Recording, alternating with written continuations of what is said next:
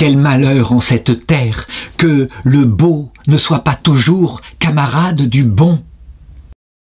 Ah, si bénédiction nous était donnée, que toujours un beau corps soit l'hôte d'une belle âme, comme ce serait facile.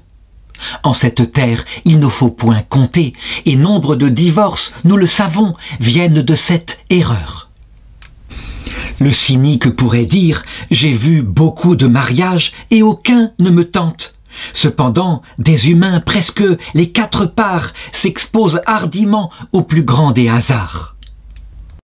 Et le cynique ajouterait aigri « Les 4 parts des humains se repentent de s'être mariés ».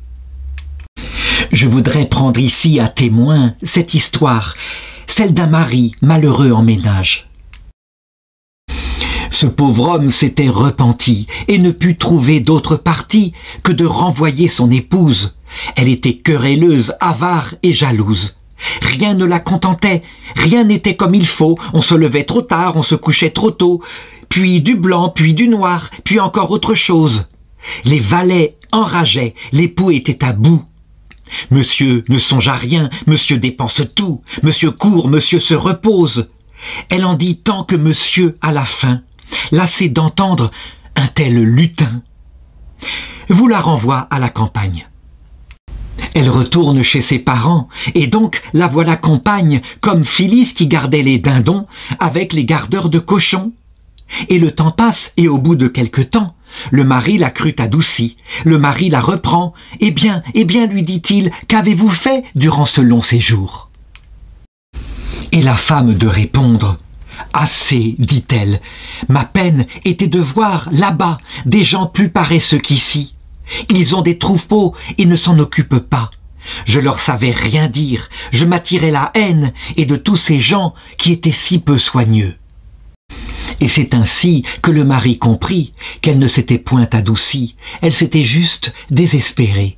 Il lui dit donc, « Et madame, si votre esprit est si hargneux, que le monde qui ne demeure qu'un moment avec vous et ne revient qu'au soir est déjà lassé de vous voir, que feront des valets qui toute la journée vous verront contre eux déchaînés?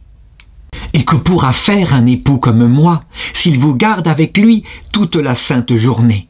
Allez, retournez au village, adieu. Si de ma vie je vous rappelle et qu'il m'en prenne envie, alors puissais-je, chez les morts, avoir pour mes péchés 2 femmes comme vous, sans cesse à mes côtés. » Quelle morale tirer de cette histoire? Eh bien, jeunes gens, prenez le temps pour vous marier.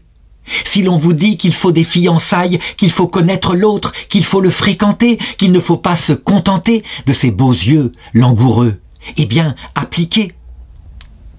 Je ne dis pas que ce temps sera infailliblement réussite, mais au moins, vous éviterez le malheur de ceux qui, mal accompagnés, auraient mieux fait de rester seuls.